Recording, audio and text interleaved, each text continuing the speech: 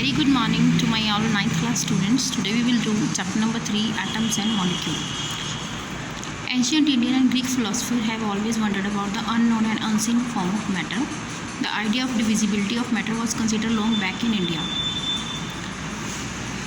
Old जो Indian है और जो ग्रीक फ़िलासफ़र हैं वो हमेशा वंडर रहते थे कि ये जो अननोन फॉर्म है मैटर की, जैसे सॉलिड, लिक्विड और गैस, इनके बारे में, तो किस तरह से मैटर की डिविजिबिलिटी हुई, किस तरह से 3 स्टेट्स में कन्वर्ट किया गया, इसको बाइफिकरेट कर दिया गया। और एक इंडियन फ़िलासफ़र थे महर्षि कनद, उन्होंने ये बताया कि अगर हम मैटर को, किसी पदार्थ को डिवाइड करेंगे तो हमें उसमें से और स्मॉलर पार्टिकल्स हमें मिलते रहेंगे। अल्टीमेटली एक स्थिति ऐसी आएगी, एक स्टेज ऐसी आएगी कि हमें उस पार्टिकल के, उस मैटर के जो स्मॉल पार्टिकल हैं वो करने इम्पॉसिबल हो जाएंगे। तो जो सबसे छोटा पार्टिकल है उन पार्टिकल्स को उन्होंने कहा था परमाणु। एक और इंडियन फ़िलासफ़र हुए पकुदा कटायम्मा, उन्होंने इस डॉक्ट्रिन को आगे पास ऑन किया और उन्होंने कहा कि जो पार्टिकल्स हैं नॉर्मली वो कंबाइंड फॉर्म में मिलते हैं, जिससे हमें अलग अलग फॉर्म्स मिलती हैं मैटर की। उसके बाद इसी तरह से इसी युग में, इसी सेम एरा में जो ग्रीक फ़िलासफ़र थे डेमोक्रिटस एंड लिकोपिस, इन्होंने ये सजेस्ट किया कि अगर हम मैटर को डिवाइड करते हैं तो एक ऐसी स्टेज आएगी जिसके बाद ये डिवाइड होना बंद हो जाएंगे। डेमोक्रिटस ने इन इनडिविजिबल पार्टिकल्स को क्या कहा? एटम्स। मतलब एटम क्या है? मैटर की वो फॉर्म जिसको हम फर्दर डिवाइड नहीं कर सकते।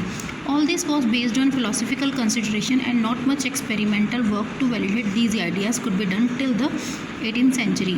और ये सब चीज़ें किस पर बेस्ड थी? सिर्फ एक फ़िलोसफिकल कंसिडरेशन थी, बस एक बात ही की जा रही थी, कोई एक्सपेरिमेंटल वर्क नहीं किया गया था। पर जब 18th सेंचुरी आई तब साइंटिस्ट ने क्या किया, एक बहुत बड़ा डिफरेंस बताया कि एलिमेंट्स और जो कंपाउंड्स हैं इन दोनों में जो डिफरेंस था उस डिफरेंस को पहचान लिया और naturally become interested in find out how and why elements combine and what happens when they combine, कि किस तरह से एलिमेंट जो है वो कंबाइन होते हैं, कंबाइन होकर कंपाउंड बनते हैं और किस बेसिस पर। तो एंटोनी ली लैवोसियर ने केमिकल साइंस की इस्टेब्लिशमेंट की। उन्होंने बहुत ही इम्पॉर्टेंट लॉ दिए जिसे हम कहते हैं लॉ ऑफ केमिकल कम्बिनेशन। तो अब हम इस केमिकल कम्बिनेशन के लॉ को पढ़ेंगे।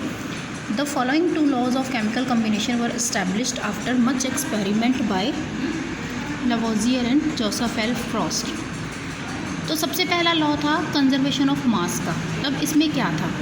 मान लीजिए हमारे पास 2 केमिकल हैं, हाँ ठीक है, एक केमिकल है हमारा कॉपर सल्फेट और दूसरा केमिकल है हमारा सोडियम कार्बोनेट। यहाँ पर हमने उसका वेट भी लिखा हुआ है कि 1.25 ग्राम लिया, यहाँ 1.43 लिया। इसी तरह से और भी ले सकते हैं। तो हमने फर्स्ट की बात कर रहे हैं। Prepare separately 5% solution of any one pair of the substance listed under X and Y. मतलब एक्स में से कोई एक ले लो, वाई में से कोई एक ले लो और उसको 10 ml वाटर में मिक्स कर दो। और वाई का सोल्यूशन है उसको कॉनिकल फ्लास्क में लो and some solution of X in an ignition tube. Make the ignition tube in the flask carefully, see that the solution do not get mix, put a कॉक on the flask. आप देख रहे हैं यहाँ पे क्या हो रहा है? जो एक्स का सोल्यूशन था 10 ml पानी में घोला हुआ, वो तो ये छोटी सी जो आपको इग्निशन ट्यूब दिख रही है इसमें डाला हुआ है, और जो वाई का सोल्यूशन है वो यहाँ है और इसको बहुत ही अच्छे से केयरफुली इसमें होल्ड किया हुआ है। यहाँ पर कॉर्क लगा दिया गया, लकड़ी का कॉर्क होता है, थ्रेड के साथ इसको बाहर की तरफ निकाल दिया गया ताकि इसके अंदर कुछ भी ना जा सके। तो अब इसमें क्या होगा? Law of conservation of mass states that mass can nether be created nor be destroyed in chemical reaction. हम इन दोनों का हमने वेट कर लिया, फिर टिल्ट करेंगे, स्वर्ल करेंगे फ्लास्क को कि ये जो सोल्यूशन है दोनों मिक्स हो जाएं। समझ रहे हैं आप? और मिक्स होने के बाद हम देखेंगे कि उसका वेट कितना है। यहाँ देखिए ज़रा, यहाँ पर क्या किया गया है? यहाँ पहले तो इस ट्यूब में जो सोल्यूशन लिया उसको वेट करके देखा, फिर जो वाई सोल्यूशन है उसको वेट करके देखा, फिर इस फ्लास्क को हिलाया गया, अंदर कुछ भी नहीं गया, ना ही अंदर से कुछ बाहर आया। हिलाया डुलाया गया तो जो वेट आएगा वो इन दोनों का टोटल होगा, जो दो आप सॉल्यूशन लोगे उन दोनों का। ओके बेटा, थैंक्स।